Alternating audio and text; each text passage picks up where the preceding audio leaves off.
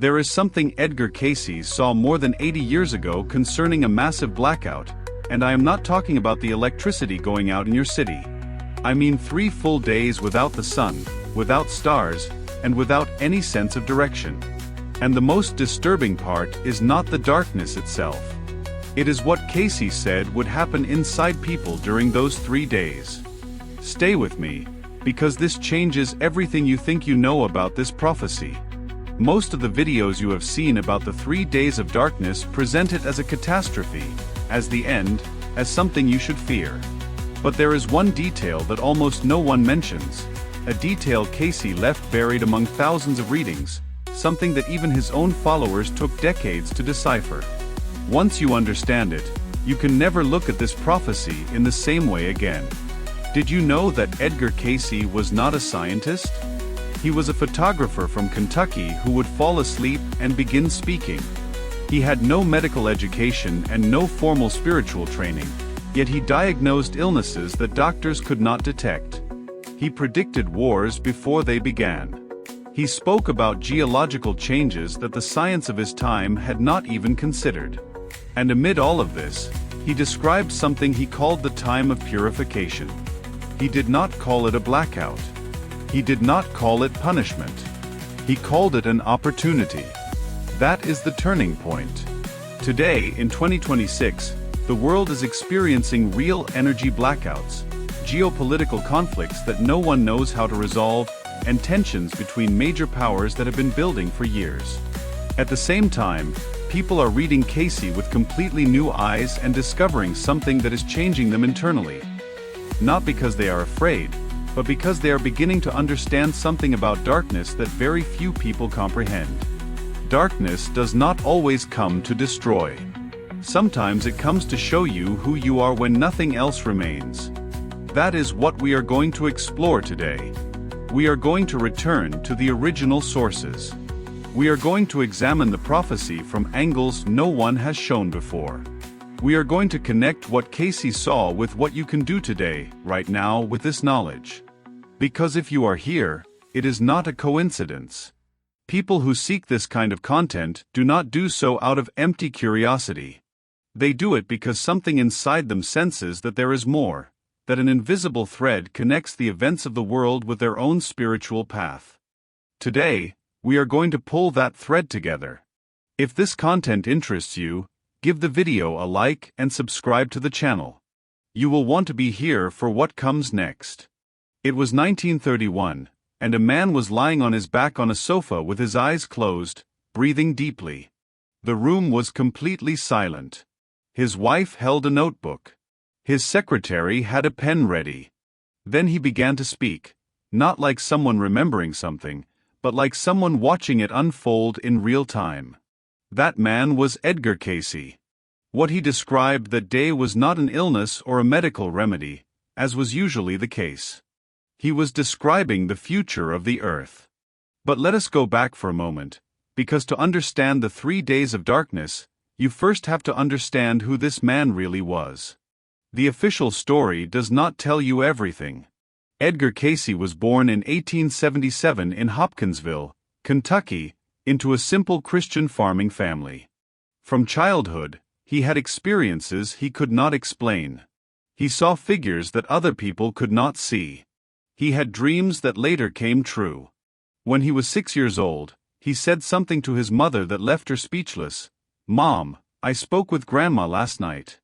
She told me everything was going to be all right." His grandmother had died that very day.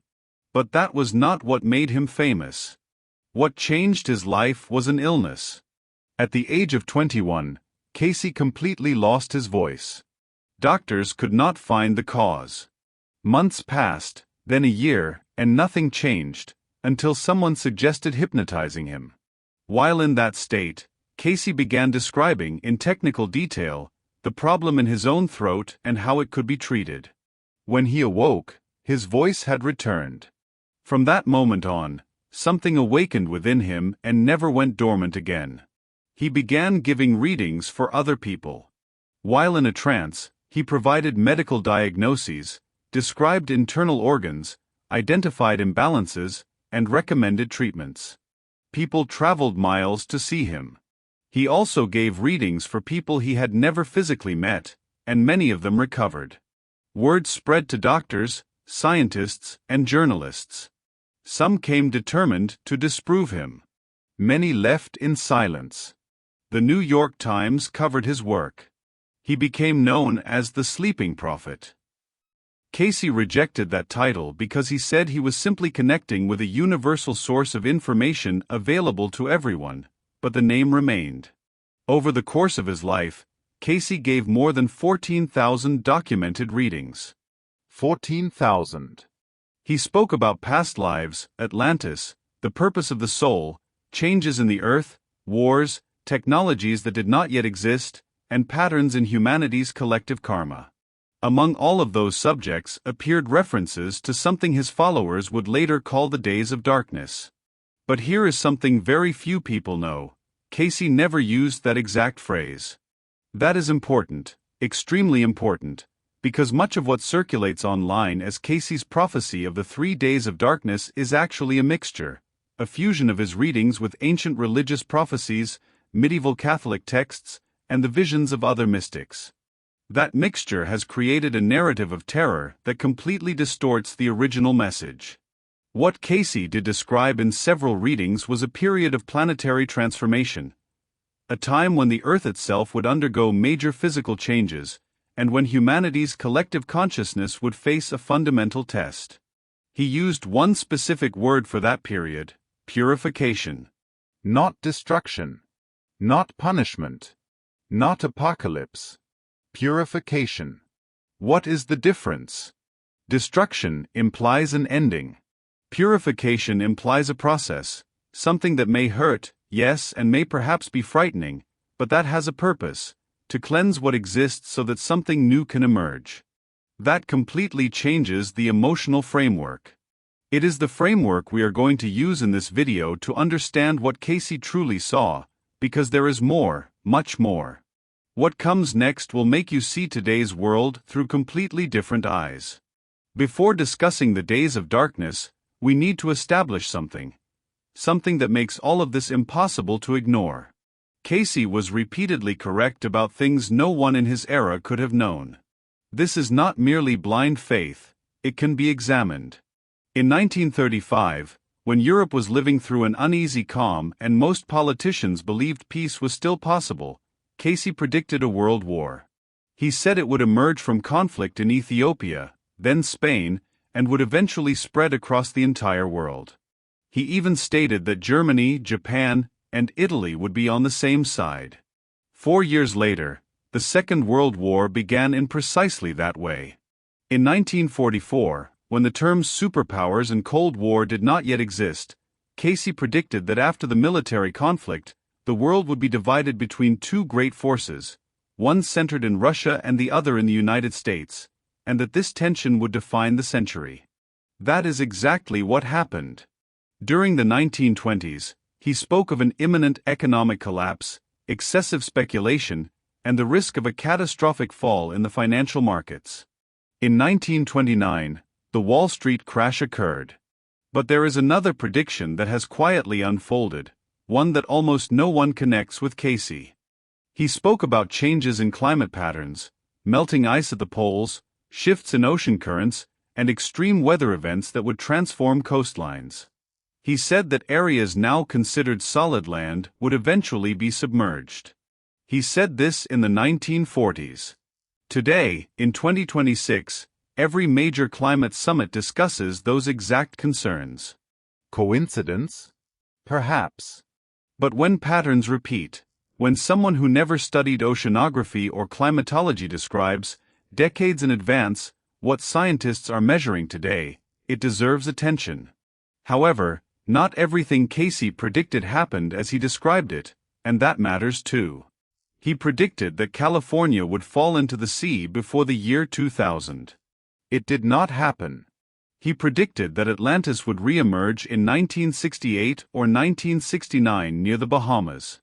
Some people point out that the famous Bimini Road, a submerged rock formation resembling a constructed road, was discovered during that period, but mainstream science does not consider it evidence of Atlantis. He also predicted that China would become the cradle of Christianity in the 21st century. That has not yet happened, or perhaps it is happening in ways we cannot fully see, given the quiet growth of underground Christianity in China over recent decades. Why is it important to acknowledge the mistakes? Because it makes the conversation more honest. Cayce himself said that his readings were not infallible. He said they depended on the receiver's ability to interpret correctly what was received, and that human consciousness could alter the future. That idea is absolutely revolutionary when you truly think about it. If the future can be altered by human consciousness, then prophecies are not sentences. They are warnings. They are maps showing what could happen if humanity continues along a certain path, but the path can change. This completely transforms the way you should interpret the 3 days of darkness, not as an inevitable event carved in stone, but as a possibility, a sign along the road that says, if we reach this point, something needs to be transformed at a profound level. Now look carefully at the year in which we are living. Geopolitical tensions between nuclear powers have reached levels unseen since the Cold War. Active conflicts are unfolding in multiple regions of the world. Financial systems are under pressure. Humanity is more technologically connected than ever, yet more spiritually fragmented than it has been in decades. Is that not precisely the kind of scenario Cayce described as the prelude to purification? This brings us to the part one most want to share with you, because the 3 days of darkness are not only an external event. They are also an internal map. What comes next may make you feel as though this video was created specifically for you. Alright, the moment has arrived. Let us speak directly about the 3 days of darkness and why the version circulating online tells only half the story. The popular narrative says this: there will be 3 days during which the sun will not appear. The earth will be left in total darkness. There will be chaos and collective fear, and only those who are spiritually prepared will survive. That narrative comes mostly from 19th-century Catholic Marian prophecies and from the visions of mystics such as Padre Pio and Anna Maria Taigi, blended with Cayce's readings about geological and astronomical changes. But here is the layer almost no one explores. In Cayce's readings, darkness is not the event. Darkness is the catalyst. What is the difference? An event happens to you. A catalyst transforms you. Cayce spoke about transformation, not victimhood. In several of his readings concerning humanity's future, Cayce described a period in which illusions would collapse, when structures humanity had built on false foundations, power based on fear, wealth without purpose, and technology without consciousness, would become unsustainable. He described that collapse not as the end of the human story, but as the beginning of a new form of consciousness. He called this new state the fifth root race, an evolution that was not biological, but spiritual, a leap in the way human beings relate to the divine, to nature, and to one another. Now connect that with the 3 days. In many spiritual traditions, the number 3 carries profound meaning. 3 days of darkness appear in different forms throughout history. Jesus remained in the tomb for 3 days before the resurrection. Jonah spent 3 days in the belly of the fish before his transformation. In shamanic symbolism, initiatory death lasts 3 days before the healer is reborn. Do you see the pattern? 3 days are not a punishment. They are a threshold. They represent the span of time that universal spiritual tradition has assigned to profound transformation. So what was Cayce really saying? He was saying that there would come a moment, a period, when humanity would be stripped of its most fundamental illusions. The usual distractions would disappear. The systems that provide false security would no longer function. The artificial light of collective narratives, which prevents us from looking inward, would go out. And in that silence, in that darkness, every person would have to confront something. Who am I when everything external is switched off? What do I truly believe? What do I hold on to when nothing else remains? Those are not catastrophic questions. They are the most important questions a human being can ask. And here is the turning point I promised at the beginning of the video. Darkness does not come to destroy you. It comes to reveal what you already are. Think about it in personal terms. How many times in your own life has the darkest moment, a loss, a crisis, the collapse of something you believed in, also become the moment that taught you the most about yourself? Almost always, when people look back, they discover that their greatest growth came after their deepest darkness. Cayce was saying that the same thing could happen on a collective scale, a darkness that does not kill but awakens. But there is something I believe is crucial to tell you. If this is true, if a collective purification is approaching, whether literal or symbolic, what does it mean for you individually in your life today? That is what we are going to explore next, because Cayce also left very specific guidance about how to prepare. It has nothing to do with bunkers or stockpiling food. It has to do with something you already carry inside yourself. Search Google for how to prepare for the 3 days of darkness, and you will find lists: candles, water, canned food, blessed salt, rosaries, and bunkers. I am not saying those things have no value within certain traditions. But if you read Cayce carefully, if you return to the primary sources, and if you examine the original readings preserved by the Association for Research and Enlightenment, the foundation that protects his legacy, the preparation Cayce described was not physical. It was vibrational. I know that word may sound esoteric, so let us make it completely practical. When Cayce spoke about those who would pass through the period of transformation with the greatest integrity, he was not referring to people with more resources or privileged information. He was referring to people who had developed certain inner qualities. What were they? First, genuine service. In dozens of readings, Cayce repeated a phrase that became the motto of the ARE: that we may make manifest the love of God in man. For Cayce, a person who lives in service to others not only raises their own vibration, but also creates a network of spiritual reciprocity that sustains them even during the darkest moments. Selfishness isolates. Service connects. And in times of crisis, connection is survival. Second, coherence among thought, word, and action. Cayce often spoke about karma, not as punishment, but as the natural consequence of the energy we project. A person who thinks one thing, says another, and does a third lives in a state of internal fragmentation that makes them vulnerable.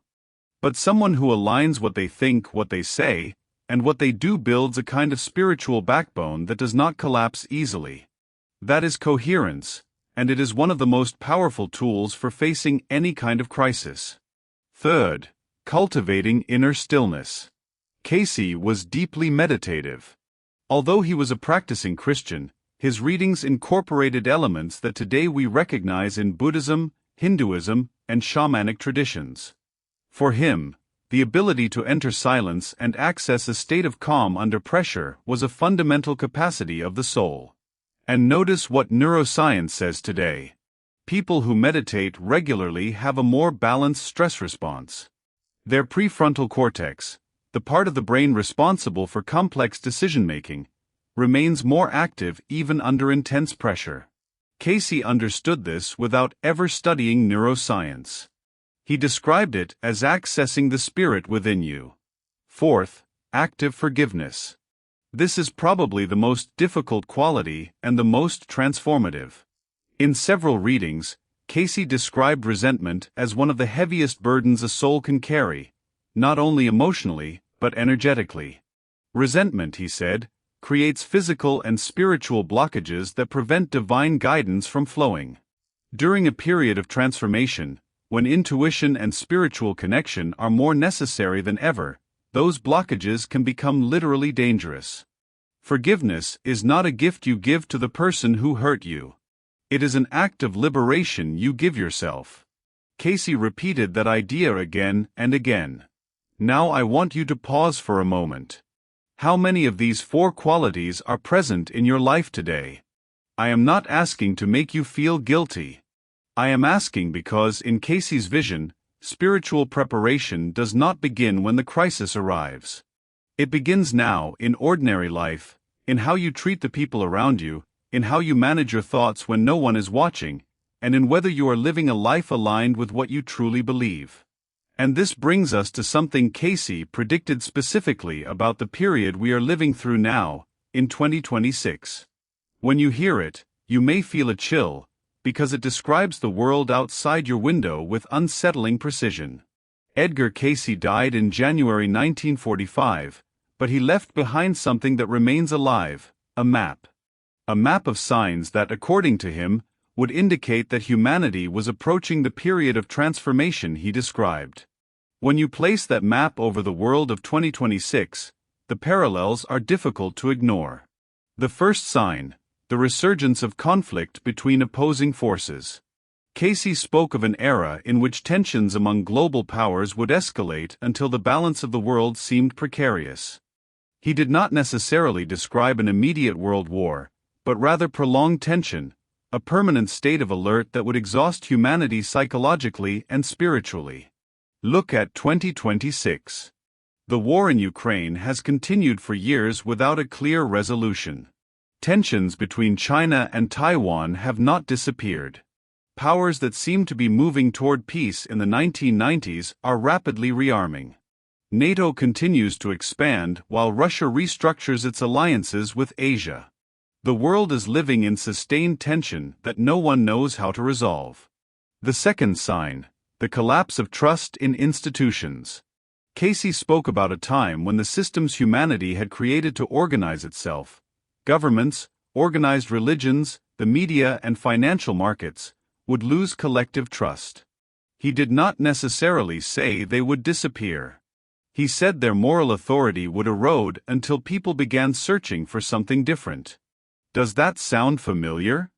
Global surveys from 2025 and 2026 show historically high levels of distrust in institutions. People no longer believe traditional media.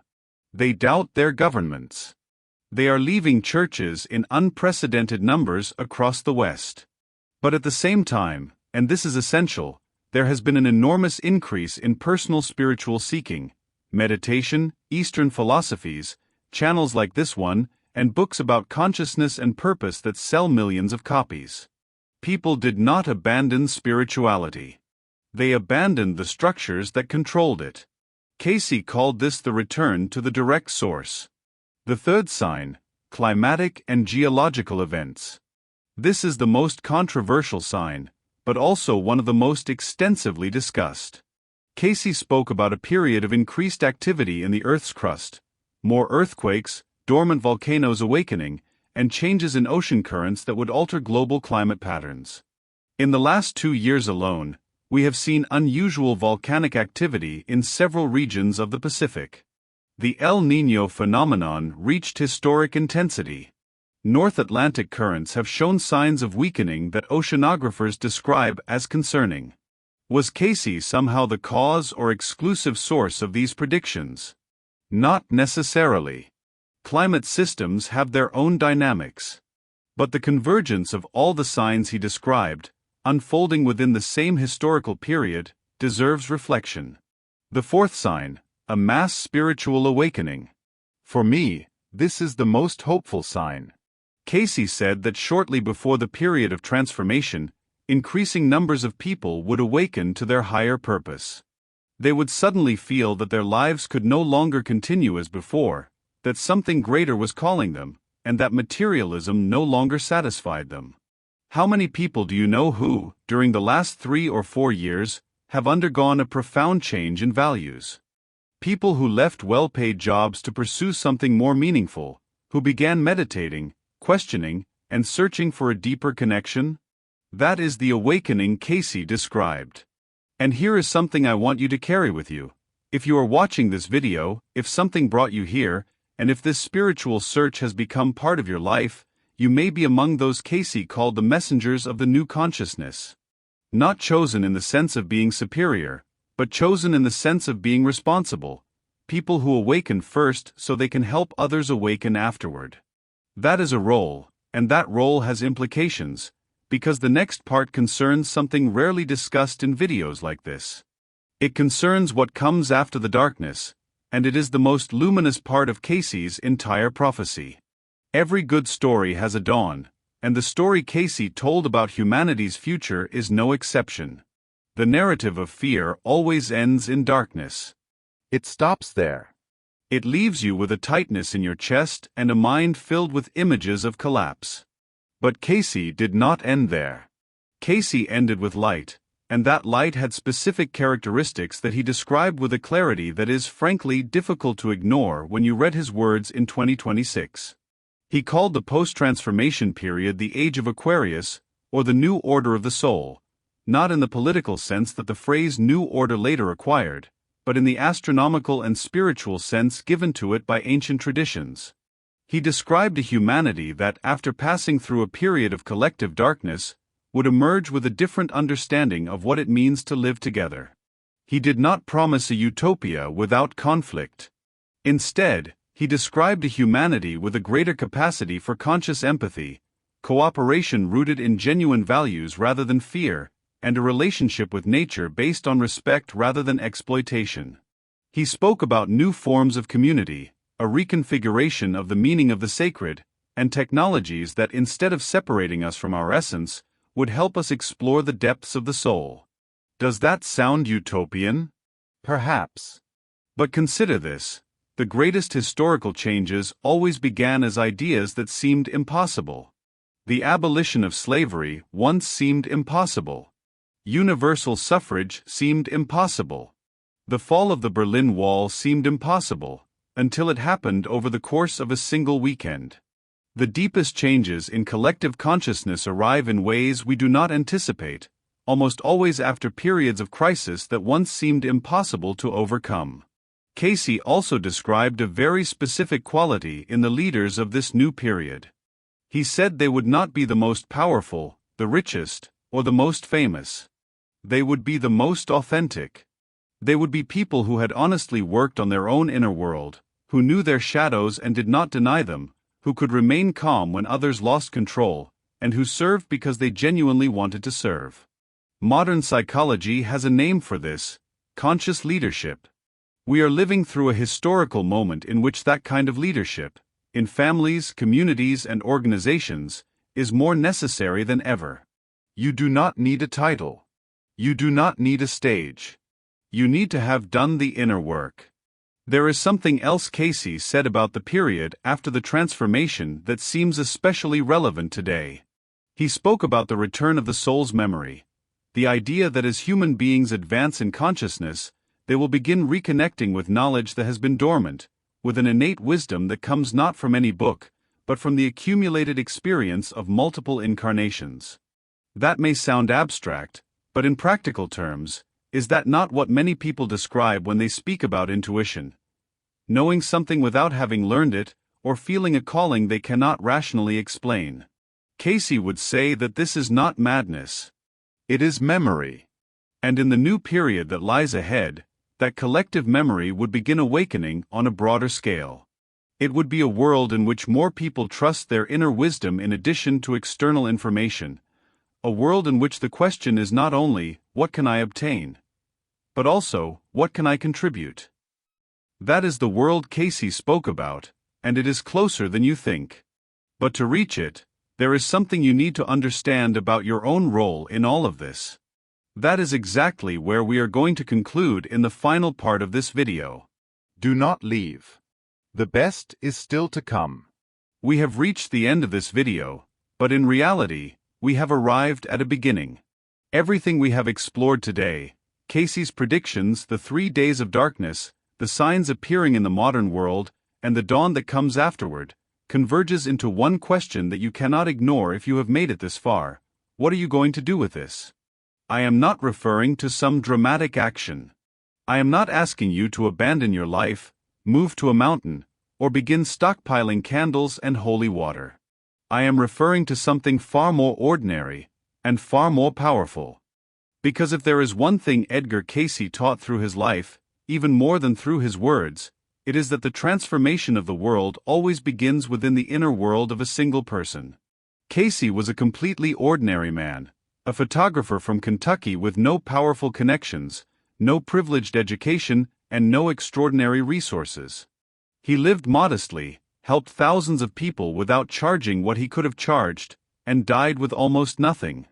But he developed something most people never develop in an entire lifetime: the ability to listen beyond the noise, to turn inward when the world pushed outward, and to trust something he could not prove but also could not ignore. That transformed him. Through him, it transformed tens of thousands of people who, even today, more than 80 years after his death, continue reading his work and finding guidance, comfort, and purpose in it. Now I want to ask you a direct question. What is your personal darkness? Not the darkness of prophecy. Not the darkness of the world. Yours. The fear you have not yet named. The wound you have carried for so long that it has become too heavy. The direction you have not taken because you were not sure you deserved it. The dream you locked away because it seemed too large for the life you believed was possible. That darkness is not your enemy. If Cayce was right, and everything we have examined today suggests that he was right about many things, then your personal darkness is precisely where your greatest potential for transformation is buried. Not beside it. Not near it. Inside it. Spiritual traditions throughout the world, regardless of continent or century, agree on this. In the hero's journey described by Joseph Campbell, after studying the mythologies of completely different cultures, the hero must always descend. There is always an underworld, a moment of total darkness in which everything appears to be lost. That descent is not the failure of the story. It is the turning point. It is where the hero finds what is needed to return and transform the world.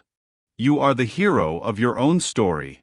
And if you are passing through a dark period right now, if uncertainty fills your life, if questions remain unanswered, or if there are nights when the silence feels unbearably heavy, you are not lost.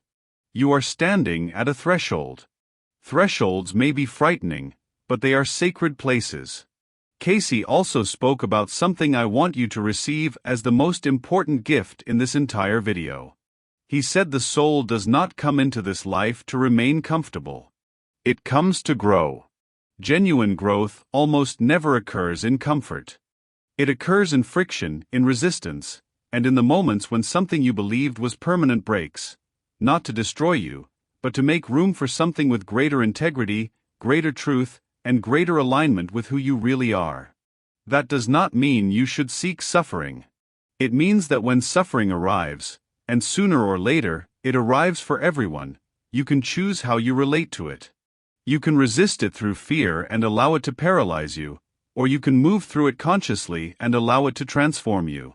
One approach leaves you trapped in the same place, years later still telling the same story about what happened to you. The other turns you into someone different on the other side. You always choose. You choose.